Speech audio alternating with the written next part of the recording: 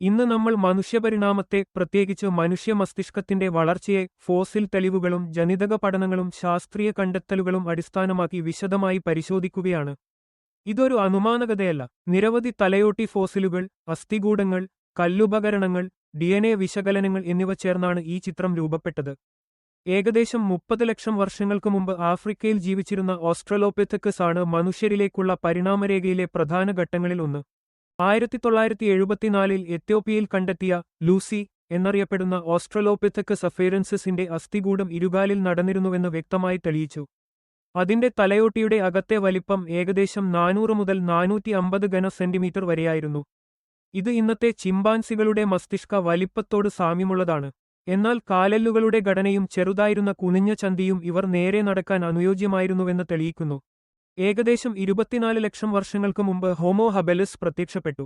കിഴക്കൻ ആഫ്രിക്കയിൽ കണ്ടെത്തിയ ഫോസിലുകൾ ഇവരുടെ തലയോട്ടി വലിപ്പം ഏകദേശം 600 മുതൽ 700 ഘന സെന്റിമീറ്റർ വരെയാണെന്ന് കാണിക്കുന്നു. ഇവരോടൊപ്പം കണ്ടെത്തിയ ഓൾഡോവാൻ കല്ലുപകരണങ്ങൾ മനുഷ്യചരിത്രത്തിലെ ആദ്യ ഉപകരണ സംസ്കാരമായി കണക്കാക്കപ്പെടുന്നു.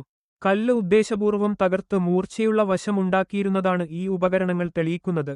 ഇത് പദ്ധതിയിടൽ കഴിവും മസ്തിഷ്ക വികസനവും തമ്മിലുള്ള ബന്ധം വ്യക്തമാക്കുന്നു.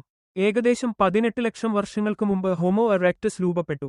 കിഴക്കൻ ആഫ്രിക്കയിലും പിന്നീട് ഏഷ്യയിലും കണ്ടെത്തിയ തലയോട്ടി ഫോസിലുകൾ ഇവരുടെ മസ്തിഷ്ക വലിപ്പം 800 മുതൽ 1000 ഘന സെന്റിമീറ്റർ വരെയാണെന്ന് കാണിക്കുന്നു.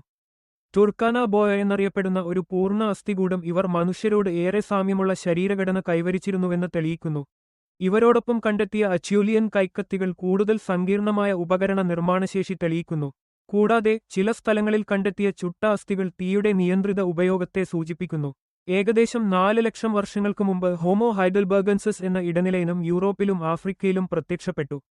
ഇവരുടെ തലയോട്ടി വലിപ്പം 1100 മുതൽ 1300 ഘന സെന്റിമീറ്റർ വരെയായിരുന്നു. വൻമൃഗവേട്ടയാടലിന്റെ തെളിവുകളും വലിയ കൂട്ടായ പ്രവർത്തനത്തിന്റെ സൂചനകളും ലഭിച്ചിട്ടുണ്ട്. ഈ ഘട്ടത്തിൽ സാമൂഹിക സംഘടന കൂടുതൽ ശക്തമായി. ഏകദേശം 2 ലക്ഷം മുതൽ 3 ലക്ഷം വർഷങ്ങൾക്ക് മുമ്പ് ഹോമോ സേപ്പിയൻസ് ആഫ്രിക്കയിൽ രൂപപ്പെട്ടു. മൊറോക്കോയിലെ ജബൽ ഇഖൌദ് എന്ന സ്ഥലത്ത് കണ്ടെത്തിയ ഫോസിലുകൾ ഏകദേശം 3 ലക്ഷം വർഷം പഴക്കമുള്ളവയാണ്. ഇവരുടെ തലയോട്ടി വലിപ്പം ശരാശരി 1350 ഘന സെന്റിമീറ്റർ വരെയുണ്ട്. എന്നാൽ വലിപ്പം മാത്രം പ്രധാനമല്ല. തലയോട്ടിയുടെ രൂപം കൂടുതൽ വൃത്താകാരമായി മാറിയിട്ടുണ്ട്. ഇത് മസ്തിഷ്കത്തിലെ മുൻഭാഗത്തിന്റെ വികസനവുമായി ബന്ധപ്പെട്ടതാണ്. മുൻമസ്തിഷ്കമണ്ഡലം മനുഷ്യരിൽ വളരെ വികസിച്ചിട്ടുണ്ട്. ഇതാണ് ഭാഷ, ആലോചന, പദ്ധതിയിടൽ, ആത്മബോധം എന്നിവ നിയന്ത്രിക്കുന്നത്. FOXP2 എന്ന ജീനിലെ മാറ്റങ്ങൾ ഭാഷാ വികസനവുമായി ബന്ധപ്പെട്ടതായി ജനിതക പഠനങ്ങൾ കാണിക്കുന്നു. മനുഷ്യരിലും നിയാൻഡർതോലിലും ഈ ജീനിന്റെ പ്രത്യേക രൂപം കാണപ്പെടുന്നു. നിയാൻഡർതോൽ ഫോസിലുകൾ യൂറോപ്പിലും മധ്യേഷ്യയിലും കണ്ടെത്തിയിട്ടുണ്ട്. ഇവരുടെ മസ്തിഷ്ക വലിപ്പം ചിലപ്പോൾ 1500 ഘന സെന്റിമീറ്റർ വരെ ആയിരുന്നു. എന്നാൽ അവരുടെ തലയോട്ടിയുടെ രൂപവും മുൻമസ്തിഷ്കഘടനയും മനുഷ്യരിൽ നിന്നും വ്യത്യസ്തമാണ്. നിയാൻഡർതോൽ ജീനുകളുടെ ഒരു ചെറിയ വിഹിതം ഇന്നത്തെ മനുഷ്യരിൽ കാണപ്പെടുന്നു. ഇത് ഇവരുമായി ഇടകലരൽ നടന്നതായി DNA പഠനങ്ങൾ തെളിയിക്കുന്നു.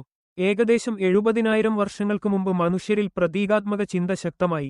ഗുഹാചിത്രങ്ങൾ, അലങ്കാര വസ്തുക്കൾ, ശവസംസ്കാരങ്ങൾ എന്നിവയുടെ തെളിവുകൾ യൂറോപ്പിലും ആഫ്രിക്കയിലും കണ്ടെത്തിയിട്ടുണ്ട്. ഇത് സങ്കല്പശേഷിയും ഭാഷാപരമായ ആശയവിനിമയവും വികസിച്ചതിന്റെ തെളിവാണ്. മസ്തിഷ്ക വികസനത്തിന് പിന്നിൽ ഊർജ്ജവിതരണവും നിർണായകമാണ്. പാചകം ആരംഭിച്ചതിനു ശേഷം ഭക്ഷണത്തിൽ നിന്നുള്ള ഊർജ്ജം കൂടുതൽ എളുപ്പത്തിൽ ലഭിച്ചു. മസ്തിഷ്കം ശരീരത്തിലെ ഏകദേശം 20% ഊർജ്ജം ഉപയോഗിക്കുന്നു. കൂടുതൽ ഊർജ്ജലഭ്യത വലിയ മസ്തിഷ്കം നിലനിർത്താൻ സഹായിച്ചു. കൂടാതെ ജനനശേഷി വൈകുകയും കുഞ്ഞുങ്ങളുടെ വളർച്ച ദീർഘകാലം നീളുകയും ചെയ്തതാണ് മനുഷ്യരിൽ കാണപ്പെടുന്നത്. മനുഷ്യക്കുഞ്ഞുങ്ങളുടെ മസ്തിഷ്കം ജനിച്ചതിനുശേഷം ദീർഘകാലം വളരുന്നു. ഇത് പഠനശേഷി വർദ്ധിപ്പിക്കുന്നു. സാമൂഹിക സംഘടനയും സഹകരണവും കൂടുതൽ ശക്തമാകുന്നു. ഇന്നത്തെ മനുഷ്യ മസ്തിഷ്കത്തിൽ ഏകദേശം 86 ബില്യൺ നാഡീകോശങ്ങളുണ്ട്. ഭാഷ, ഗണിതം, ശാസ്ത്രം, കല, സാങ്കേതികവിദ്യ ഇവയെല്ലാം ഈ ദീർഘപരിണാമത്തിന്റെ ഫലമാണ്.